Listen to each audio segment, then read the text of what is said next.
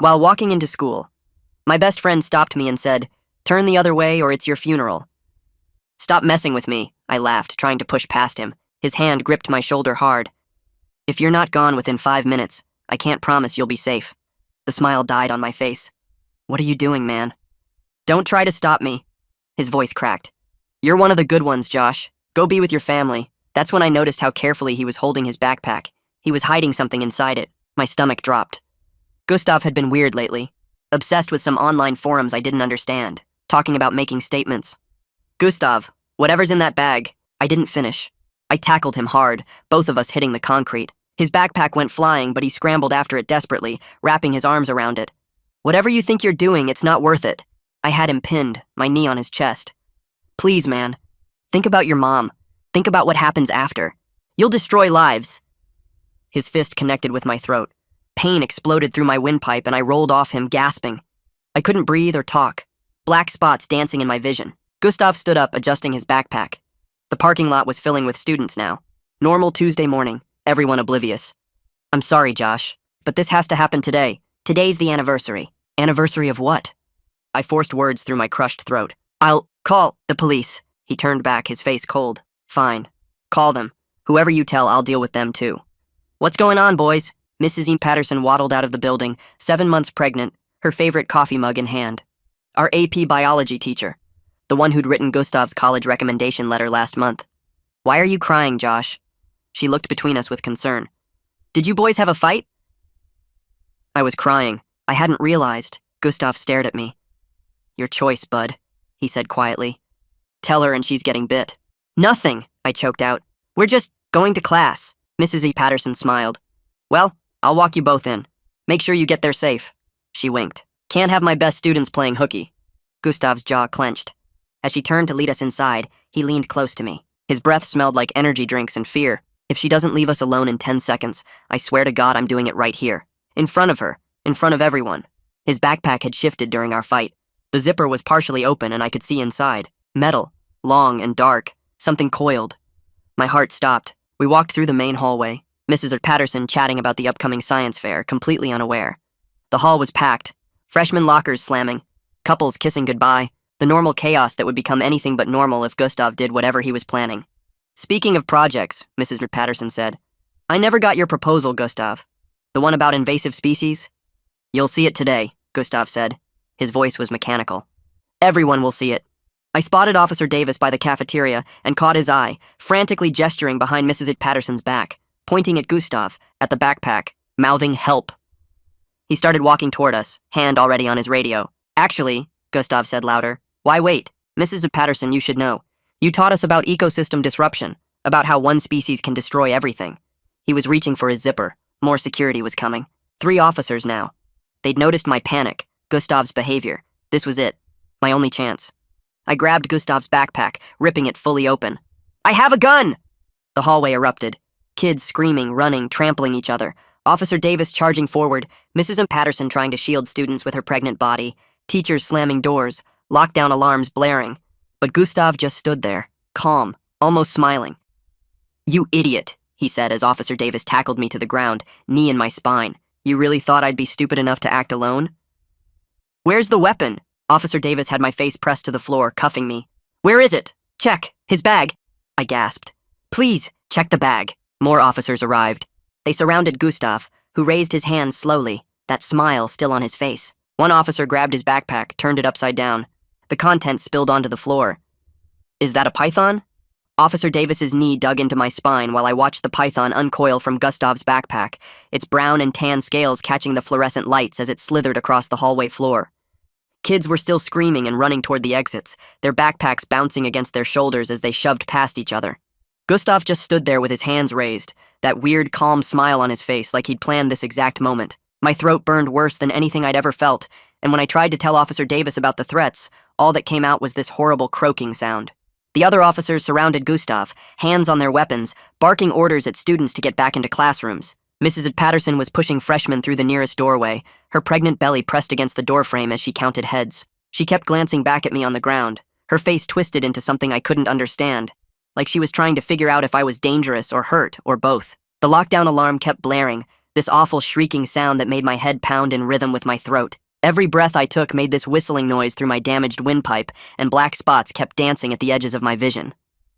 Mrs. Patterson herded the last of the freshmen inside and turned back one more time, her hand pressed against her belly, and I saw her mouth moving but couldn't hear what she was saying over the alarm.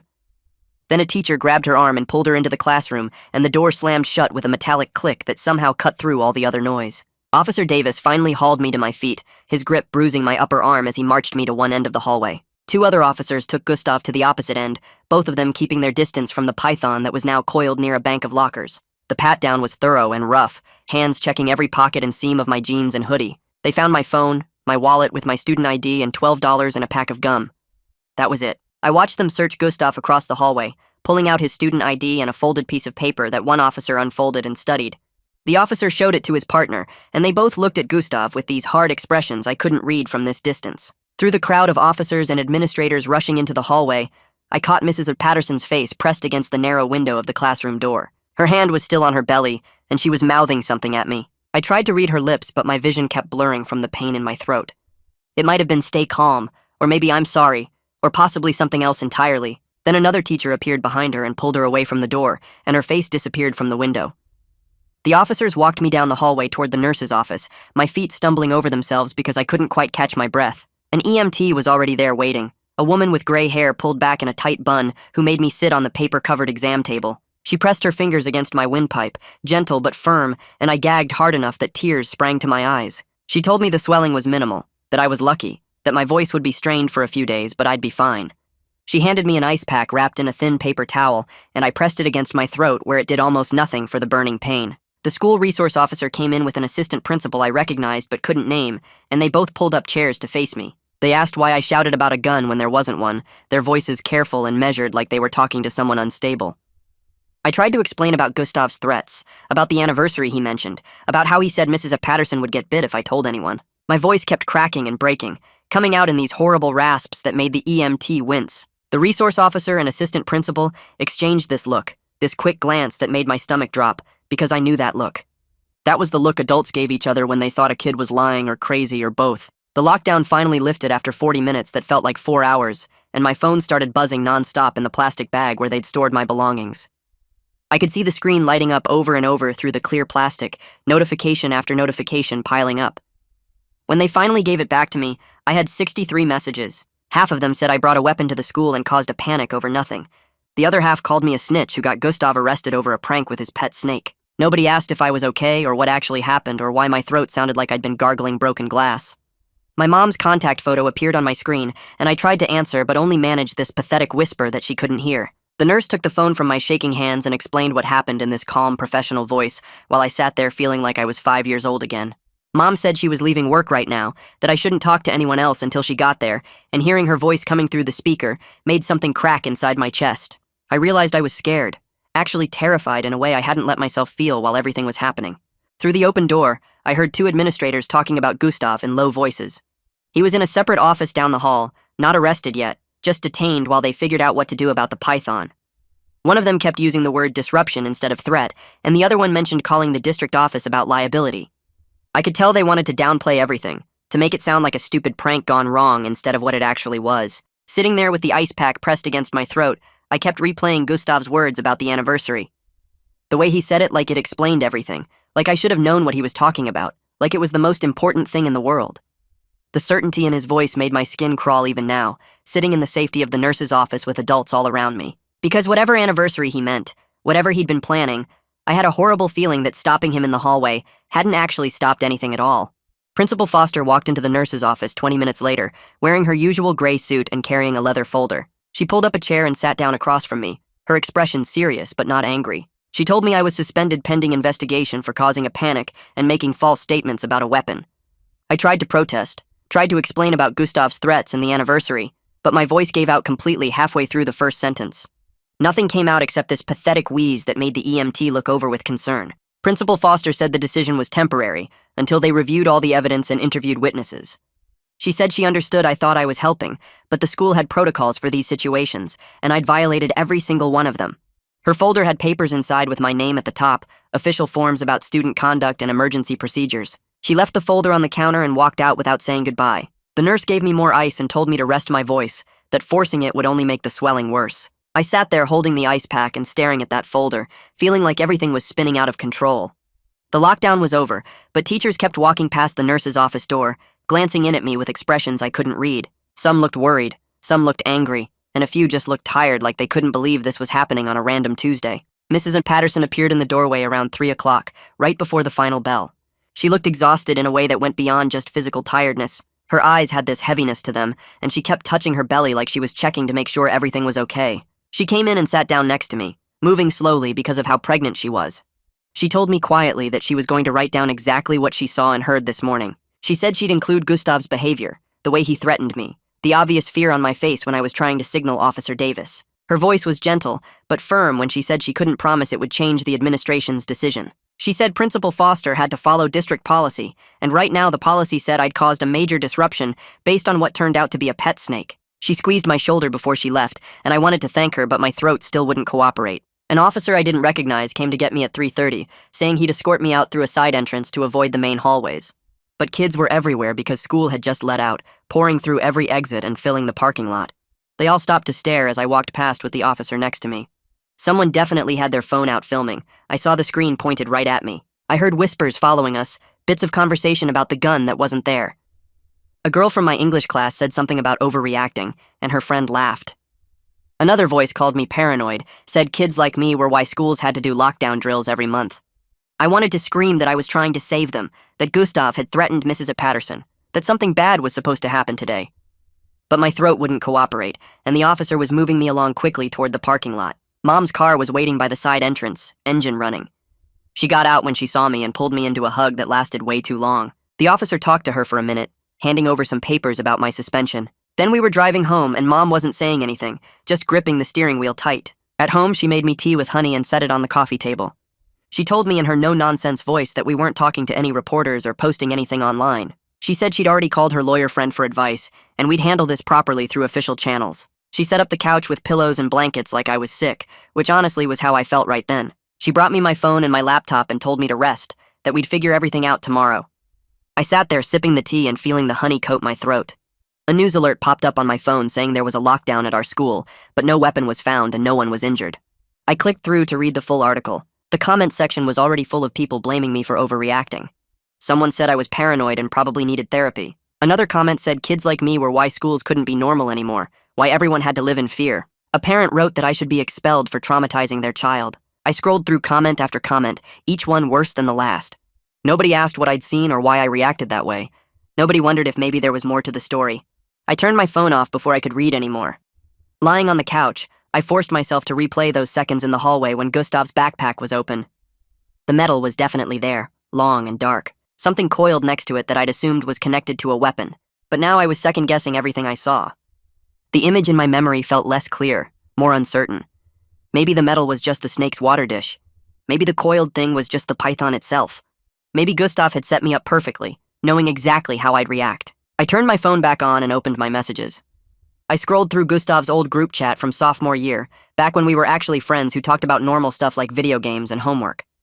But there were messages from 3 months ago I didn't remember seeing. Stuff about rebalancing ecosystems and making statements that matter, references to forums I'd never heard of. I realized he must have started a separate chat without me, one where he talked about his real plans. I opened a browser and started searching for information about the anniversary he mentioned. A local news article from last year popped up about a massive fish kill in the river that runs through town. Thousands of dead fish that nobody could explain. The article was dated exactly 1 year ago tomorrow. My blood went cold as I finally understood what Gustav meant. Tomorrow was the anniversary of whatever killed all those fish. I created a fake account using a random email I'd set up years ago. I searched through Gustav's old posts looking for clues about the forums he mentioned. I found references to an eco-extremist community, some group focused on invasive species and environmental justice. When I tried to join, a message popped up saying I needed to be vetted by someone already in the group. The moderator wanted to know how I heard about them and what my interest was in restoration ecology. I closed the browser, my hands shaking. An email arrived from the school with the subject line, disciplinary hearing notification. I opened it and read through the formal language about my suspension and the hearing scheduled in 3 days. I needed to bring a parent or guardian and any evidence I wanted the administration to consider. The words made everything feel more real and more scary. This could actually go on my permanent record. This could mess up college applications, This could follow me forever. The clock on my laptop showed 2:14 a.m. when I heard footsteps on the stairs. I closed the browser tab about eco-terrorism networks, but Mom had already seen the glow from my screen. She sat down on the couch next to me without saying anything for a minute, just looking at all my open tabs and the notes I'd been scribbling. Her face had that expression where I knew she was trying to stay calm, even though she wanted to freak out. She asked what I was doing up so late, and I showed her everything I'd found about invasive species releases and the forums Gustav had been posting in. We talked for almost an hour, and she made me promise I wouldn't try to investigate on my own, or contact Gustav directly. I had to agree that anything I found would go straight to the police, and she'd be involved in any conversations with authorities. It felt like being treated like a little kid, but I understood why she was scared. My phone buzzed with a notification from the fake forum account I'd created. A direct message from someone called Brooks appeared, asking how I heard about the community and what I knew about restoration ecology. The message included a question about whether human intervention in ecosystems was ever justified, and I realized this was a test to see if I was actually one of them or just some random person who stumbled onto their group. I wrote back carefully, trying to sound like I agreed with their ideas about nature needing to be protected from human damage. My hands were shaking as I typed because I knew this person might be connected to whatever Gustav had planned. I needed to find Gustav's old project proposal that Mrs. Patterson mentioned in the hallway. I dug through my backpack and found my AP bio binder from last semester, flipping through pages of notes and lab reports until I spotted Gustav's handwriting. The proposal was about invasive species in local waterways, but the margins were covered with phrases that made my stomach hurt. He'd written natural balance and human plague and restoration through removal in tiny letters along the edges of every page. The language matched exactly what I was seeing in the forum posts, and I felt sick knowing this had been building in his head for months, while I sat next to him in class, completely unaware. Mrs. Patterson had seen these notes when she reviewed his proposal, and she must have thought it was just passionate environmental interest. My phone buzzed again, and this time it was a voicemail from Mrs. Patterson sent to the whole class. Her voice sounded exhausted and careful, as she explained that there were some science fair schedule changes, and all projects needed final approval before the event. She reminded everyone that she was available if anyone had safety concerns they wanted to discuss privately, and I wondered if she was thinking about Gustav and what almost happened in the hallway. The way she emphasized safety concerns made it seem like she knew something else might be planned. I opened a new document and started writing down everything I knew. Every detail about Gustav's threats in the parking lot, the anniversary he mentioned, the forum connections, the phrases in his old proposal that matched the online posts. I wrote for 2 hours straight, organizing everything into a timeline that connected all the pieces. When I finished, I sent it to the non-emergency police line with my contact information and a note saying this was urgent. I didn't expect anyone to respond right away since it was almost 5 a.m., but my phone rang 2 hours later while I was trying to sleep. Detective Mercier introduced himself and said he'd read my report. His tone made it clear he was skeptical but willing to listen, probably because he had to follow up on any tips about potential threats, even if they came from the kid who shouted about a gun that didn't exist. He asked if I could come to the station tomorrow afternoon with my mom and bring any evidence I had in digital format. I agreed immediately and felt this tiny bit of hope that maybe someone would actually take this seriously. The detective pointed out during our call that I wasn't exactly a reliable witness given what happened at the school. He said it carefully, but I heard what he meant, that my credibility was basically destroyed after causing that panic. But he also said he appreciated me coming forward and that they'd look into the information I provided. We set up the meeting for 3 p.m. the next day, and he told me not to do any more investigating on my own. Another message appeared from Brooks on the forum. He sent me an onboarding document with most of the text blacked out, just enough visible to explain their philosophy about invasive species being justice for environmental destruction. The visible parts talked about humans as the real invasive species, and how introducing other invasive animals was a way to restore balance by showing people the consequences of their actions. I forced myself to respond enthusiastically, saying I understood their mission and wanted to help. Brooks wrote back that I was moved to a probationary tier, where I could see more of their plans, and my stomach dropped because I was actually getting access to whatever they were plotting. I went back to the news article about Gustav's python to see if there were any updates. Someone named Ariel from Animal Control had commented explaining that ball pythons aren't actually invasive in our climate because they can't survive the winters. But she mentioned that Burmese pythons have completely destroyed the Everglades ecosystem in Florida, and that deliberate releases of invasive species are a form of eco-terrorism that can devastate local environments for decades. She wrote about how these releases can cause native species to go extinct and change entire food chains. Reading her comment made Gustav's plan feel even more real and more dangerous, because I understood now that this wasn't just about one snake, it was about deliberately damaging ecosystems as some kind of twisted statement. Mom and I drove to the police station the next afternoon. Detective Mercier met us in the lobby and took us to a small interview room with a table and 4 chairs. He had a notepad and a laptop, and he listened while I walked him through everything I'd found. I showed him the screenshots of forum posts, Gustav's old proposal with the matching language in the margins, and the timeline I'd built connecting everything to tomorrow being the anniversary of the river fish kill. He took notes and asked questions about how I knew Gustav and what exactly he'd said in the parking lot. I explained about the threats and the backpack and how he'd specifically mentioned it had to happen on the anniversary. The detective's expression got more serious as I talked, and I could tell he was starting to believe that this might be real. Then Detective Mercier told us something that made my blood run cold. Gustav had been released to his parents that same morning with no weapons charges, just a citation for bringing an unauthorized animal to the school. The python was with animal control now, and they were trying to figure out where he'd gotten it. Gustav's parents had hired a lawyer who was already arguing that their son was just planning a dramatic science demonstration for his biology class that went wrong when I overreacted. The detective said there wasn't enough evidence to hold Gustav on any serious charges, and the school wanted to handle it as a disciplinary matter rather than a criminal one. I sat there feeling like I'd failed completely because Gustav was free and probably still planning whatever he'd been planning, and nobody seemed to understand how serious this actually was. I spent the rest of that afternoon refreshing the forum every few minutes, watching the private channel where Brooks had just moved me. My hands shook as I held my phone, reading through post after post about restoration ecology and ecosystem balance. Then Brooks pinned a new message at the top of the channel. The post talked about bringing gifts to the ecosystem at public water sources and green spaces around town. He used phrases like anniversary actions and natural rebalancing that made my stomach twist. I took screenshots of everything, my fingers fumbling on the screen because I was shaking so hard. I sent all of it to Detective Mercier's email with a message saying I thought something was planned for tomorrow.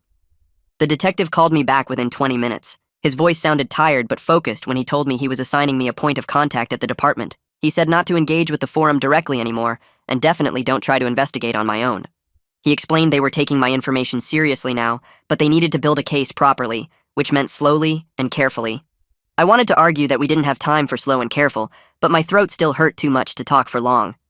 I went back to the forum after we hung up and just watched the conversations unfold. People were posting about captive breeding success and spectacular demonstrations. A user with a newer account sent me a direct message hinting at something big planned for the science fair this week. The message mentioned how the school event would be perfect cover for their actions. I felt sick reading it because I suddenly understood they were planning to use the science fair to release more invasive species. I forwarded the message to Detective Mercier immediately. Then I sat on my bed staring at my phone, trying to figure out what else I could do without breaking my promise to the detective. My phone rang, and Mom's voice came through the speaker saying Principal Foster wanted to meet with us tomorrow morning before school. Mom sounded worried but also relieved that the principal was willing to talk before the formal hearing. The next morning we drove to the school early and sat in Principal Foster's office with its diplomas on the wall and motivational posters about leadership. Foster looked more tired than I'd ever seen her, dark circles under her eyes like she hadn't slept much either. She asked careful questions about what I saw in Gustav's backpack and why I reacted the way I did. I could tell she was worried about liability and lawsuits from how she phrased everything. But there was also real concern in her voice when she asked if I felt safe at the school. I told her about the forum and the planned releases and everything Detective Mercier was investigating. She took notes and said she'd coordinate with the police about security for the science fair. Mom's lawyer friend called that afternoon with news that surprised me. Mrs. de Patterson had submitted a written statement to the administration describing everything she witnessed in the hallway. The statement said I tried to de-escalate the situation before shouting, that Gustav had been acting strangely, and that she saw real fear in my face. I felt this complicated mix of gratitude and guilt because Mrs. Patterson was putting herself out there for me when she didn't have to. She was pregnant and dealing with her own stress, and she still took the time to write that statement. Detective Mercier called again that evening to share part of an animal control report. 3 local pet stores had reported missing inventory of reptiles and fish over the past 2 months. The pattern suggested someone with knowledge of invasive species had been systematically acquiring animals that could survive in our local climate. The timeline matched perfectly with Gustav's increased forum activity based on what I'd shown the detective. He said they were tracking down the pet store employees to see if anyone remembered suspicious customers. The next day, Detective Mercier got a warrant for Gustav's laptop. He called to tell me they found bookmarks to the eco-extremist forums and research on local waterways, but there was nothing that explicitly outlined a plan or proved Gustav was going to do something dangerous. Gustav's lawyer was already arguing it was just a kid interested in environmental science doing research for school. I wanted to scream because I knew it was so much more than that. I'd seen Gustav's face in the parking lot and heard his threats and felt his fist in my throat, but none of that proved he was planning eco-terrorism. I opened my messages and typed out a text to Gustav from my real account. I kept my tone neutral, just asking if we could talk about what happened. The message showed as read within minutes, but he never responded. His silence felt more threatening than any words could be because it meant he was still out there planning something and I couldn't reach him. That night, I checked the forum again and found a new post from Brooks. He was praising non-hero members who understand that drawing attention is part of the strategy. The post specifically mentioned decoys and misdirection and how chaos creates opportunities for real action. I sat there reading it over and over, feeling this sinking sensation in my stomach. My hallway panic might have been exactly what they wanted. Gustav, with his python, was the decoy that got everyone looking in the wrong direction, while other members positioned themselves elsewhere. I'd stopped Gustav, but I might have actually helped their plan succeed by creating the perfect distraction. I sat there staring at my laptop screen until the words blurred together. Mom knocked softly on my door around 9 that night. She came in carrying 2 mugs of tea, even though I never drink tea. She set one on my desk and sat on the edge of my bed with the other. She asked if I wanted to talk about what happened. I shook my head, but she stayed anyway. She told me gently that maybe I should talk to someone professional about everything, a counselor or therapist who could help me process it all. I was too tired to argue or explain that talking wouldn't fix the fact that I'd been used. I just said okay. She looked surprised but relieved. She pulled out her phone right there and made an appointment for tomorrow morning before school. I could tell she was scared I'd change my mind if she waited. The next morning, I woke up to my phone buzzing with a call from Detective Mercier. He sounded rushed and alert in a way that made my chest tight. Someone had called in an anonymous tip about suspicious activity near Miller Pond. A person seen carrying containers toward the water right at dawn. The detective was deploying patrol units to watch the area. He told me to stay home and stay safe. I spent the whole morning refreshing news sites and checking my phone every 30 seconds. Mom had to leave for work, but she kept texting me asking if I was okay. I lied and said yes. The call came just before noon. Detective Mercier's voice was tense but satisfied. Officers had arrived at Miller Pond just as someone was dumping containers into the water. They'd stopped most of the release, but not all of it. Some fish had already made it into the pond before the officers could intervene. They'd caught a 19-year-old with dozens of tilapia fingerlings. The detective said biologists were being called in to assess how many fish got into the pond ecosystem and what kind of damage they might cause. I asked if the person they caught was connected to Gustav. The detective said they were still questioning him, but his phone had messages from the same forum I'd been tracking. I turned on the local news at 1 and watched them cover the pond incident. The reporter stood by the water talking about copycat behavior inspired by recent school disruptions. She mentioned the python at the school and said troubled teens were now mimicking dangerous pranks. Gustav's name didn't appear anywhere in the coverage. The reporter called it isolated incidents by attention-seeking kids. I felt this sharp frustration in my throat because they were completely missing the point. This wasn't copycat behavior. This was organized and planned and connected. The news made it sound like random stupid kids instead of what it actually was. I opened my laptop and started cross-referencing forum post timestamps with school club rosters and social media profiles. 2 usernames posted regularly during times that matched our school's lunch periods. Their writing style sounded young and used slang that older members didn't use. One of them had posted a photo of their science project last month, and I could see our school's hallway in the background. I built a list of possible suspects with screenshots and evidence. I sent everything to Detective Mercier with a note explaining my reasoning. He responded 20 minutes later saying his team would look into it. My phone buzzed with a text from Mrs. Patterson. Her message was careful and measured. She said if I noticed anything concerning at the school or at the science fair, I should tell her privately before taking any action. She asked me to trust her and the administration to handle things safely. The text felt like both an olive branch and a warning. I appreciated that she was trying to keep me safe while also trusting me enough to reach out. I texted back saying I understood and thanked her. Detective Mercier called again that afternoon. Ariel from Animal Control had messaged him about a report of unlicensed snail shipments to a local address. She'd flagged it because apple snails are highly invasive and illegal in our state. The address connected to a college student who'd been active in environmental activism groups. The detective said they were getting a warrant to search the address. This was the first real lead connecting multiple people in the same network. I asked if I could help somehow. He told me firmly to let the professionals handle it and focus on the school. The counseling session happened the next morning in a small office near the main building. The counselor was younger than I expected, with an easy smile that made me less nervous. It was awkward at first because I didn't know what to say, but she asked good questions that made me actually think instead of just giving automatic answers. I ended up talking about feeling responsible for things I couldn't control, about feeling guilty for things that weren't really my fault. She helped me identify which parts were mine to carry and which parts I needed to let go. She gave me strategies for staying involved without drowning in worry and fear. I left feeling lighter but also more aware of how heavy everything had been. That night I checked the forum on my fake account. Brooks had posted a new announcement. The main stage event was happening at the science fair tomorrow. A quiet river gift would follow. The post was vague enough to avoid being an explicit threat, but clear enough that I knew exactly what was planned. My hands shook as I took screenshots. I forwarded everything to Detective Mercier and Principal Foster with a detailed message requesting discreet security at the science fair. I explained what I thought the coded language meant. I begged them to take it seriously.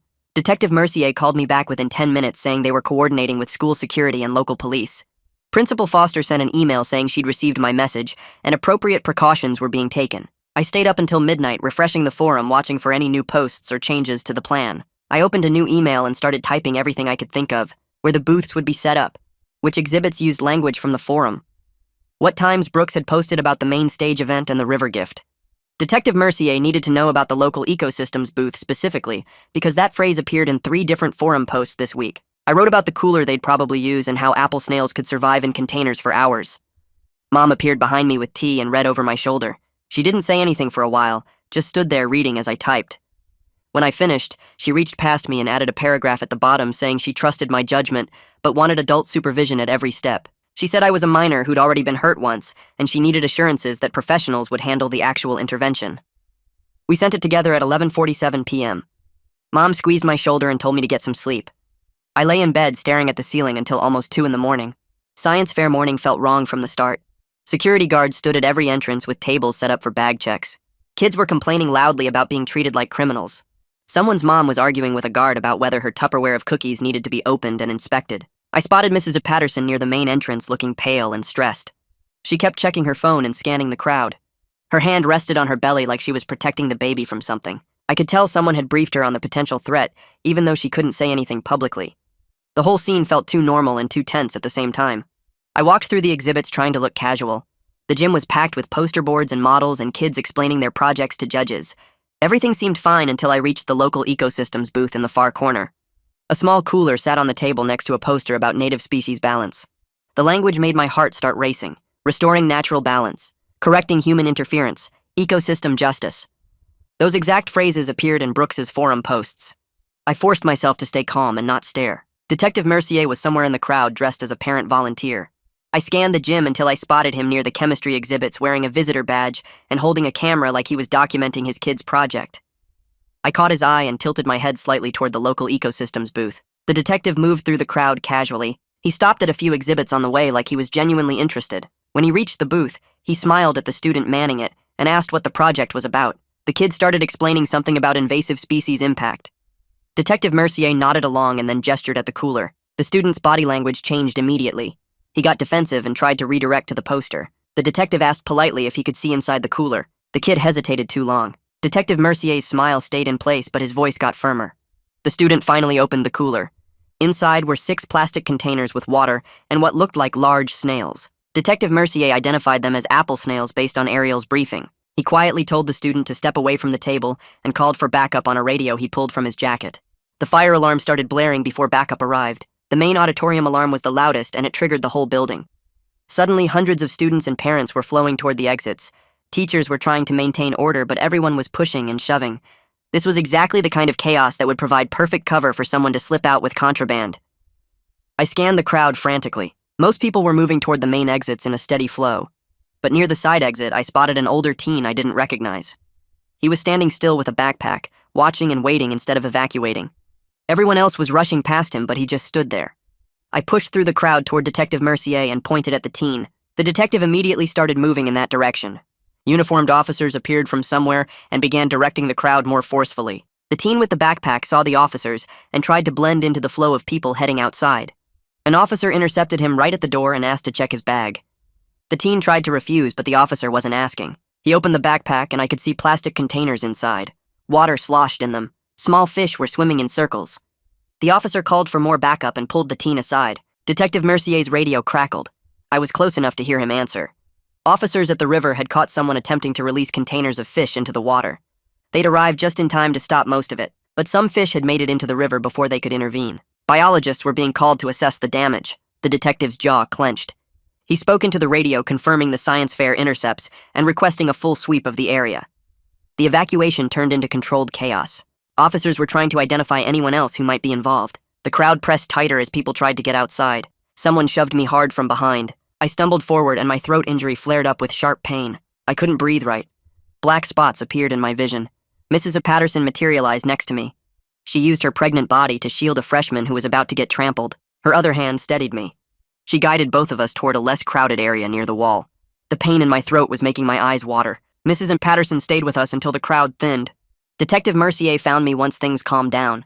He pulled me aside near the emptying gym. The older teen volunteer was actually a local pet store employee. He'd been linked to the missing inventory that Ariel had flagged. They were tracing his connections now. One name kept appearing in multiple places. Brooks Meeks, a college dropout who'd been running the eco-extremist forum from his apartment. The detective said they were getting warrants and coordinating with other agencies. This was bigger than just our town. Back at the station for debriefing, Principal Foster sat across from me and Mom in a small conference room. She acknowledged that my tip had prevented a much worse situation. Multiple release attempts had been stopped. The science fair had been evacuated safely, but my suspension still stood pending the formal hearing. Her voice was kind but firm. She said she was trying to balance doing right by me with following district policy. The school board needed to review everything.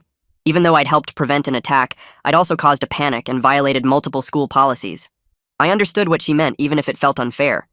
Mom squeezed my hand under the table. Detective Mercier found us in the hallway after the meeting and said they arrested the pet store employee an hour ago. The guy was charged with conspiracy, theft of inventory, and attempted environmental damage. But Brooks Meeks was still out there somewhere, hiding behind his online username and encrypted messages. The detective explained that building a case against someone who operates mostly online takes forever. They needed warrants and cooperation from tech companies and evidence that would hold up in court. I wanted immediate justice, but I had to accept that wasn't how this worked. Mom drove me home in silence, both of us too tired to talk about what came next. My phone buzzed around 9 that night with a voicemail from Mrs. Patterson. Her voice sounded warm but exhausted, like she'd been dealing with scared students all day. She thanked me for speaking up even when it was hard and scary. She said she needed to focus on helping her students process everything that happened, so she was going to step back from my situation. But she wanted me to know she believed me and she was grateful. I listened to the message 3 times, feeling this weird mix of relief and abandonment, even though I knew she was doing the right thing.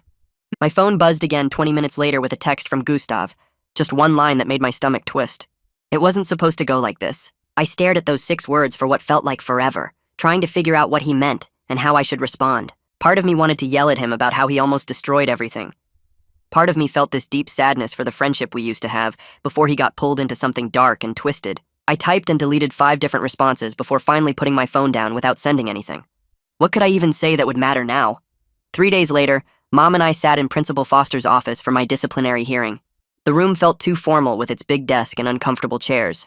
Principal Foster had a folder in front of her with Mrs. Patterson's statement, the detective's report, and documentation about the prevented releases at the science fair. She went through everything carefully, asking me questions about my intentions and my actions. She acknowledged that I'd been trying to protect people, but she also pointed out that I'd violated multiple school policies and caused a panic that could have resulted in injuries. Her final decision was probation instead of suspension. I'd have mandatory counseling sessions twice a week and community service helping with river cleanup and invasive species education. It felt fair even though the community service part made me nervous. Detective Mercier called the next day with an update that made everything feel bigger and more serious. Multiple agencies were now involved in tracking down Brooks Meeks and other forum members. The FBI had joined because the conspiracy crossed state lines. Other towns were reporting similar attempted releases, all coordinated through the same online network. The case was expanding way beyond our school and our river. The detective thanked me for my persistence and said something that stuck with me. Without my initial report, they wouldn't have known to look for the larger pattern. They would have treated each incident as separate vandalism instead of organized eco-terrorism. 2 weeks after the science fair, I started my community service at the farmer's market. Ariel from Animal Control ran an invasive species education booth there every Saturday. She had posters showing different problem species and tanks with examples of fish and plants that didn't belong in our local ecosystem. She taught me how to identify apple snails and Asian carp and water hyacinth. We answered questions from people who wanted to know what they could do to help. It felt good to turn all my anxious research into something actually useful instead of just scary. Ariel was patient when I messed up species names, and she shared stories about her work that made me realize how much damage invasive species actually cause. One morning a few weeks into my probation, I passed Mrs. Patterson in the hallway near the science wing. We both stopped walking, and there was this awkward pause where neither of us knew what to say. Then she gave me a small nod and a genuine smile. No big speech about forgiveness or dramatic moment of reconciliation. Just a quiet understanding between 2 people who'd both done their best in a situation that had no good options. She kept walking toward her classroom, and I kept walking toward mine, and somehow that felt like enough. Around the same time, I heard through friends that Gustav got charged with conspiracy and reckless endangerment. More evidence had connected him to the planned releases and his coordination with other forum members. His parents pulled him out of school for homeschooling. Someone said he was in therapy now, and his lawyer was trying to argue he'd been manipulated by older members of the forum. That might be partially true. Maybe Brooks Meeks and the others had taken advantage of Gustav's environmental concerns and twisted them into something dangerous.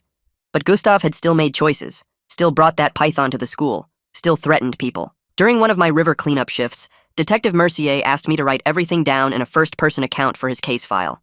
Not because he wanted me to get recognition or redemption, but because accurate records mattered for prosecution. I sat on the riverbank during my break and wrote out the whole story from that morning in the parking lot to the science fair evacuation.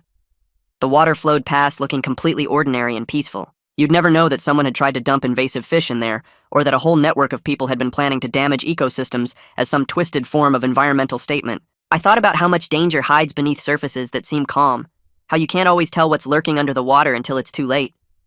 And that's it for today's story. Thanks for spending a few minutes here. You honestly make this feel like more than just a video. I hope it gave you something warm to take with you today. Subscribe and come back whenever you need a little calm.